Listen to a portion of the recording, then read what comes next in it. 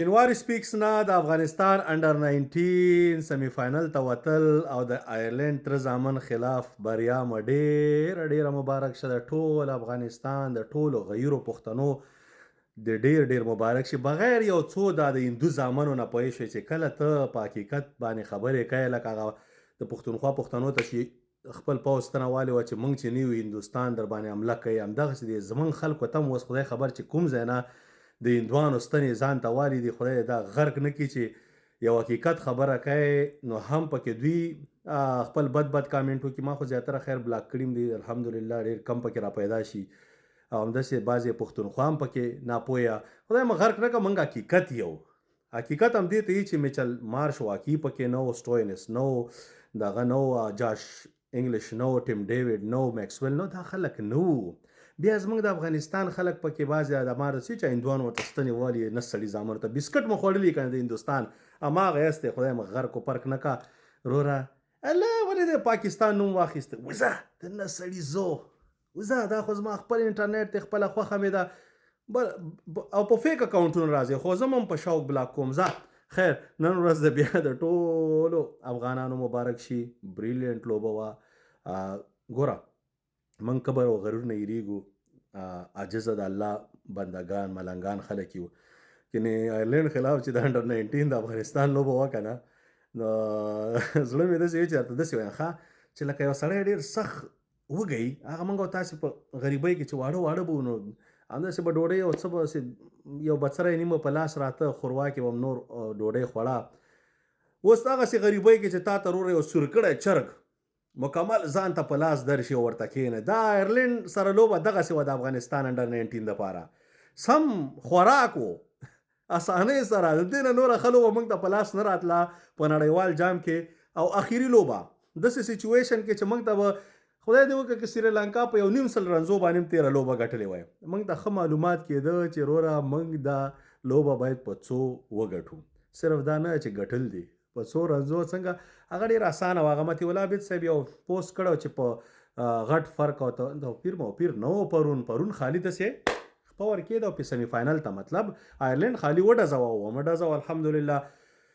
نو بریلینټ لوبه. فیصل شینوزاده ښه پلیر دی، انډر 19 په لیول باندې ښه پلیر دی. انشاءالله وخت سره به نور هم ښه کیږي. څومره چې وخت تیریږي مګر سلو لوبه کوي. دا وخت چې دی همداسې دغه خو وخت سره به انشاءالله تیزیږي. راتلونکې لوبه ډېره تیزه. زموږ داسې لوبغاړي په کار دي لکه هیري بروکس، هغه د انګلینډ څه دی دغسې چې سم خطرناکه ښایسته لوبه کوي. کرکټ دغې لیول ته تللی دی.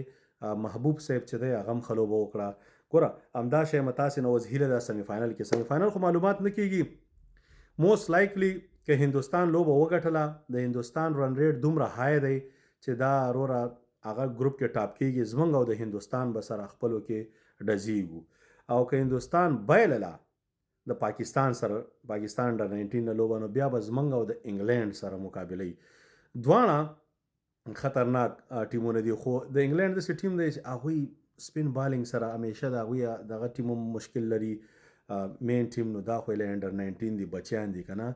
ښه سپینران زموږ سره شته دی او حمله ور باندې کولی شو. سپیشلي ګوره هرارې نمیبیا، دا زیمبابوې نمیبیا، دا هم زموږ هغه پخواني ما ته څه وي چې نوي تره زامن دي چې ځان غواړي رانږدې کړي.